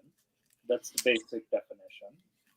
One's leaving Egypt, and one stays in Egypt. So Akhenaten, he rules Egypt, whereas Moses just leaves and he goes back to he's living in the wilderness. So if you even look at that, that's not exactly the same person. Mm-hmm. Yeah. Yeah. So But the story of Moses himself yeah. is repeated, right? It's not like it's a new story. Yeah, it might take on for- different variations over time. Yeah, there's the basket one was also taken Yeah, from yeah. The Zargon. basket one, like when the mother took the basket of her Yeah, son. that's taken from Zargon of the Yeah. Akkadian king. Yeah. So that's especially borrowing from like older myths and then creating new. But yeah, and of course, we Sermon of Judaism. I see is more pure to me somehow. Sermon on Judaism, and I told you we would Yeah, get a term. but let's He's kind already of sleeping. go back to the Jesus guy because Yeah, this was what the show Well, was the about. show was about Jesus. Yeah. Yeah. So we have like the Muslim Jesus, and I hope we already established they are not the same, right? Oh, definitely, they're not the same. Because if that's the most funny argument when I talk to Muslims and they say, yeah, but we are the true believers in Jesus because we see him as a prophet. No, you are not. If you be the true believers of Jesus, you'll be Christian, right? And given the But Christianity right now isn't exactly the same Christianity that was reflected in the early scriptures. Are you now arguing as a Muslim, or are you arguing as somebody who is Like looking at Catholicism history? and Protestantism is not going to be the same thing as the Ebionite movement or the Eastern Nazarene way. Okay, and not the what was the church called in North? The Gnostics, right? Right. They're going to be quite different. So claiming that Catholicism somehow is the default, isn't that some kind of... No. Of course, Catholicism is something different too. Right. But the most difference is that Christians believe he was a God, son of God, and the Muslims don't believe that, right? And the other, so this is the first one, the first difference. And the second difference is Christians, whatever, they believe he died on the cross, and Muslims don't believe, oh no, he went to some other place, he was rescue. he didn't die on a cross. Yes. So now Right. we have the main differences. Yeah, I right? mean, it doesn't match with mainstream Christianity, but there were Christian groups at various times in history that did have these supposedly Muslim ideas. I will okay, I don't know about them, I have to agree, admit, right? I don't know about any Christian who admit that Jesus wasn't the Son of God. So because if you tell me stuff like that, Mhm. right? It's for me. It's like contradiction in Yeah, itself. a lot of those groups have been wiped out of history, like the Essene Nazarenes, the Nestorians, the Ebionites. They don't exist anymore, so their voice doesn't exist anymore. So you're saying that those guys, And a lot of them became Muslims. So I mean, how are we gonna look to them as proof if they no longer exist because they got integrated into is there scripture existing from them? I mean, like things like the Dead Sea Scrolls would probably deny. Bad reference, because the disprove both of the religions. Wait, you said it disproved? Yeah, it disproves both. No, it disproves all of them. It disproves the argument that, like, when Muslims say, Quran was preserved, it shows that this argument is a funny one. It has no meaning because they just repeated the lie. Because in the Dead Sea Scrolls, it says that the God of Abraham was a sub-god of another god, which will mean Judaism is polytheistic, and they change the scripture, and the changes of the scriptures is repeated by Islam. It will disprove Islam. That's why I'm saying don't go there. No, I was basically saying how Dead Sea Scrolls, it kind of diminishes the whole notion of, a son of God or the divinity, these type of things. You can mention a son of God. No, not only the Dead Sea Scrolls. I mean, even the current version of the Torah, right, says that the guy who will be the Messiah, and now we back to the first claim, right? The guy who will be the Messiah is not the Son of God. If somebody, because in Judaism, if somebody claims to be a son of God, is a heretic. Oh, really? Yes. That's why. Is this in the Torah or the Old Testament? It's in the Old Testament. So this is why they kind of, there's a literature, not in the Torah, but at least in Talmud, there are like 4 different Jesus mentioned, and all these guys were denied to be the true Messiah, not because they were the Messiah, just because they claimed to be the Son of God. And what the Torah is saying, the Messiah is a regular guy, just like you and me, not the Son of God. Because to claim to be the Son of God is being heretic, because God has no sons.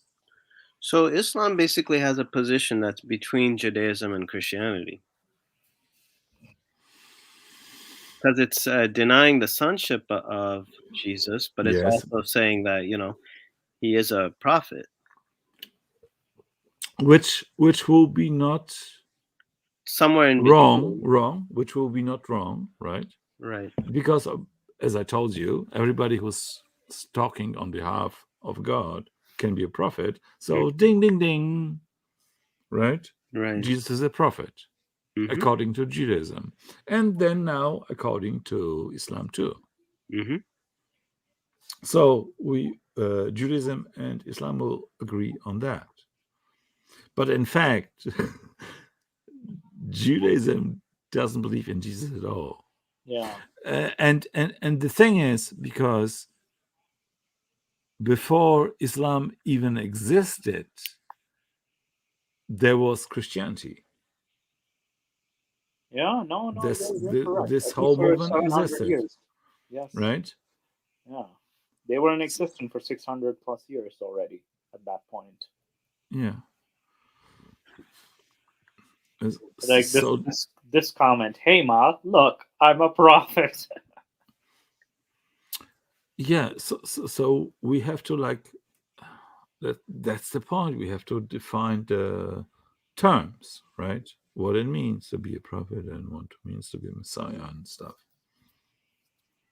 So yeah. Yes, Donopet is a prophet for sure.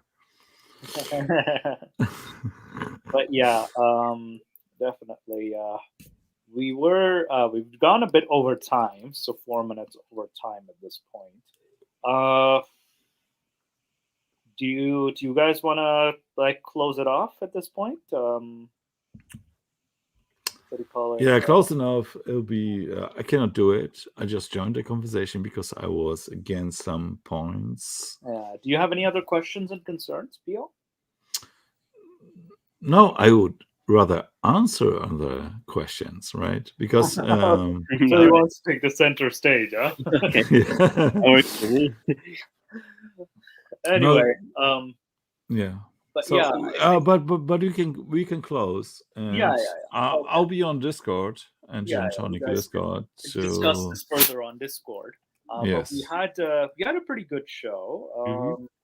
I do feel like there could be like what do you call it? It's not the usual structure. But yeah, thank you guys so much. Author of Fez, do you have any final words or anything like that? No, but thank you for having me. I mean, it was definitely great being on this show and kind of sharing my perspective. Yeah, and thank you, Moose, that you didn't take this time 1 hour for making your point. Yeah, I know. I know. I'm referring to the old show, right? Yeah. Now keep in mind that the plan was for the old show that I was going to do the entire old show myself because I wasn't expecting Faiz King, right, to show up. And Faiz King is like, "Oh, hey." Yeah, but there was like your co-moderator, like reminding you at least 2 times. Come on, Mustafa, you did it like for 30 minutes now. Let him speak. No, I'll have just a quick comment. Okay. Yeah, I'm sorry to point it out. So because I'm an atheist and I'm not on a side of anyone. Now keep in mind that wasn't the plan, right? That it wasn't supposed to be like a two-way discussion. It was supposed to be just that topic, right? So that wasn't exactly the plan. So I think that's why a lot of people got confused on that day. So we have. Yeah, I came in last second actually. Yeah, it was even Faiz had to brought something last minute, so everything was super last minute for the last show. So I think there was just a lot of misunderstanding, and again, because I had to go somewhere, so I had to make it quick. Well, not make it yeah, but you didn't.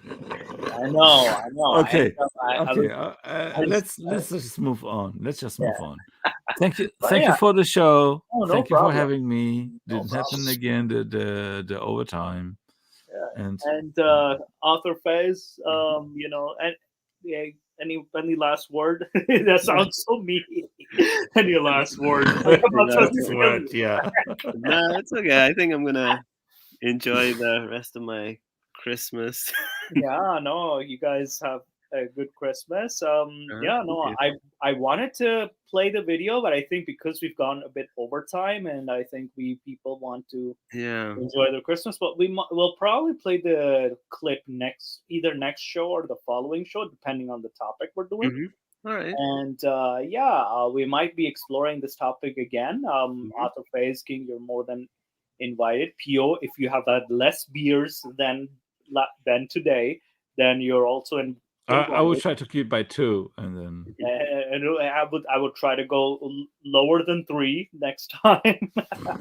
So thank you guys so much. Thank you everybody on the chat. Appreciate it. And have Merry Christmas and Happy New Year. And I might not be. Alma won't be on Discord, but Faiz and Pio, I encourage you guys to go to Discord. I'm already there. I'm waiting for you. I'll be in the next Discord. All right. Sounds good. Thank you guys so much. Have a nice day. Happy New Year and Merry Christmas. Happy New Year, guys. Okay, take care.